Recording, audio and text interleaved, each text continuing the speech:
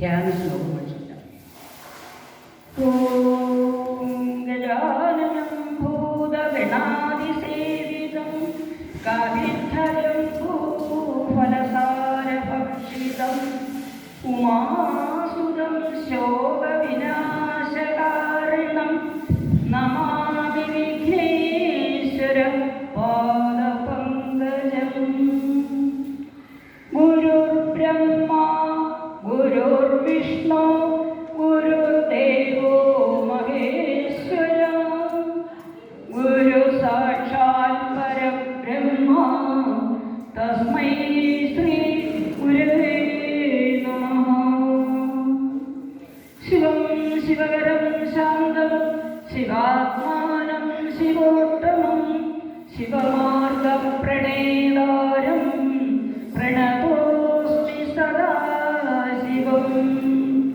സർവമംഗളമംഗല്യേ ശിവേ സർവാർത്ഥസാധികേ ശരണ്യേ ത്രംബകേ ഗൗരി നാരായണി നമോസ്തുതേ.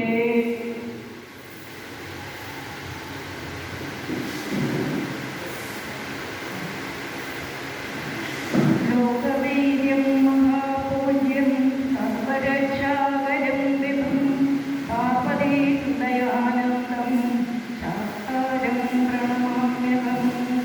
വിപ്രപൂജ്യം വിശ്വവന്യം വിഷ്ണുശംഭുപ്രിയം തുടം ക്ഷിപ്രപ്രസാദനിരതം ശാസ്താരം പ്രണമാമ്യഹം. ഓം നാഗരാജായതേ നമഃ. ഓം നാഗദേവ്യേ നമഃ. അനന്തം വാസുകിം ശേഷം പത്മനാഭം ച കമ്പളം ശംഖപാലധൃതരാഷ്ട്രം അക്ഷതം കാളയം തരാം. ആദ്യമായിട്ട് ശ്രീനാരായണ ഗുരുദേവന്റെ ശ്രീകൃഷ്ണ സ്വന്തകാലമാണ് കുട്ടികളിവിടെ പ്രധാൻ പോകുന്നത്. ശ്രീനാരായണ ഗുരുദേവന്റെ സ്തോത്രകാവ്യങ്ങളിൽ ഏറ്റവും പ്രസിദ്ധിയാർജിച്ച കൃതിയാണ് ദൈവദർശനം.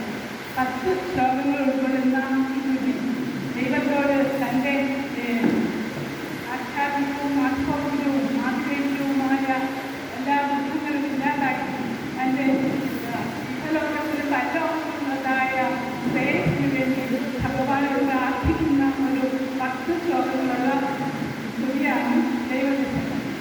ഇതിൽ പരമമായ അദ്വൈത സിദ്ധാന്തത്തെ ഒരു ചിന്തയിലാക്കി ലോകത്തിന് സംഭാവന ചെയ്തിരിക്കുകയാണ് സ്വാമി